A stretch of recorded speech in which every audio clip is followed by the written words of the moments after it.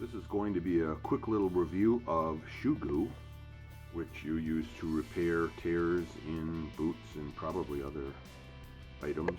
Now, as you can see right down there, the side of the boot where it meets the sole just split about 2.5 or 3 inches long, and I put 2 layers of Shoe Goo on it, and it held up pretty good in normal walking, but the problem came in when I stepped into a swamp. I was surprised that it remained waterproof for a while. The Shoe Goo broke apart in the back, so the water started coming in again, and so I've redone the repair, and this time I'm going to just try and walk around for a few miles and see if it holds up to just normal walking without without being in a swamp. It did hold up pretty good originally, like I said, until it got into the water, and I probably had gone 1.5 miles on them at that point. So I'm going to go on a quick hike today, and I will let you know how I do. Obviously, one short hike is not enough to gauge its long-term durability, so I will probably take these boots on several hikes, and we'll see how well this holds up. But if it does, it's a way to extend the life of boots that otherwise would have to be tossed. Here I am once again in the woods with my Welco Desert boots, and this is the pair that got that split 2 to 3 inches long there between the sole and the leather, and I've repaired it, and so this is part of my review of Shoe Goo. Pretty much established that once that gets wet there on this particular pair of boots, that repair will not work. Empirical testing. But we're out here now to determine if these boots might remain in service as dry weather only boots. So we're going on a 4 to 5 mile hike today, depending on how my knee holds up. So I will let you know how we do.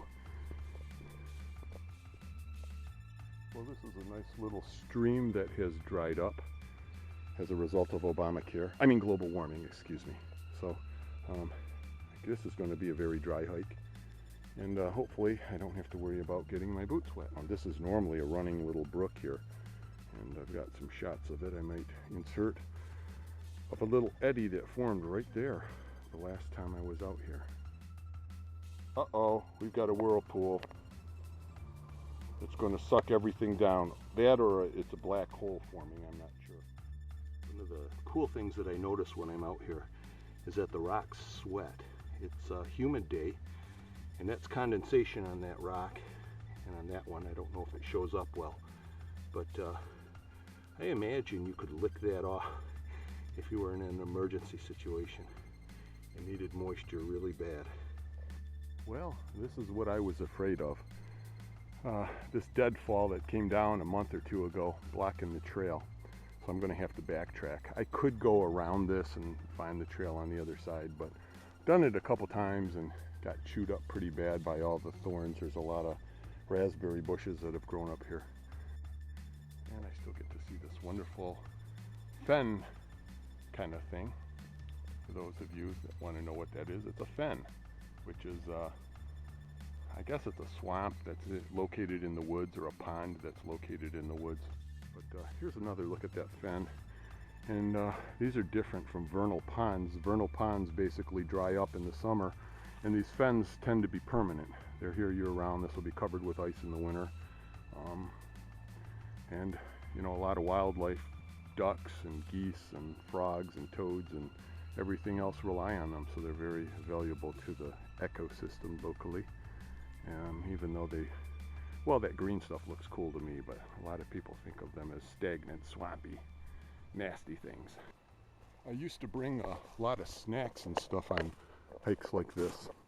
What I would find is when I'd get a half a mile or a mile into it, I would get kind of weak and shaky, just feel like crap for a little while, and I would have the snack, and that would knock my blood sugar levels back up again. You know, I don't have hypoglycemia, I'm not diabetic, just a normal guy, but I was eating too much sugar. I found out if I just cut out the sugar, and ate substantial food, I didn't have that problem anymore, so I don't need to bring the snacks. I had a whole can of fruit cocktail, which is, except for the sugar, I think it's pretty good for you. Problem was that, yeah, too much sugar. My blood sugar levels went up. I cut out here, and then they crashed, and I started feeling crappy again. But by the time we got to the deadfall there blocking the trail, paused for a little while, had a drink of water, and now I feel good again. So that's another little thing on the list I have to be careful of. Just don't eat fruit cocktail by itself. Well, this is the back end of a beaver pond. You can't see it, the dam is on the other side of that foliage up there. This is the dry end of it, and you can see those trees in the middle there kind of dying. If the water level was a little higher, I'm sure they would be getting drowned out more, but because of the illegal immigration problem, I mean global warming, the water levels are low right now. But man, is the EPA going to have a fit when they find out about this, an unlicensed retention pond. And you know those beavers are pooping in the water. That's not cool. So I'm sure we can get some government people out here to take care of this problem shortly. Well, this is interesting.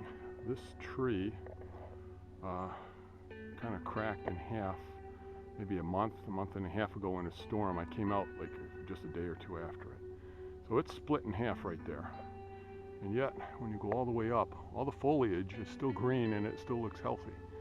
So that's interesting. That thing's going to come down. I mean, if that other tree wasn't supporting it, it would have fallen over already. So that's kind of strange. So there it is from the side. You can see the break. You come over here though, and I guess there's enough of the bark intact that the water is able to move all the way up there to those farthest leaves at the top. I believe that's a maple tree too. One more quick look at the broken tree from this angle. It's pretty dramatic, the bend in it. There is another fen.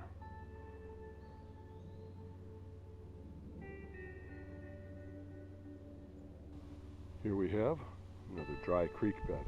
This one I'm going to have to blame on the Iran-Contra thing, or global warming, I forget, whichever one is most appropriate. Pulled away from anywhere. You can see kind of the old repair, and then I put the new stuff underneath it, and it's not pulling away. So yeah, I'm happy with it. So it may not work very well when the boots get wet.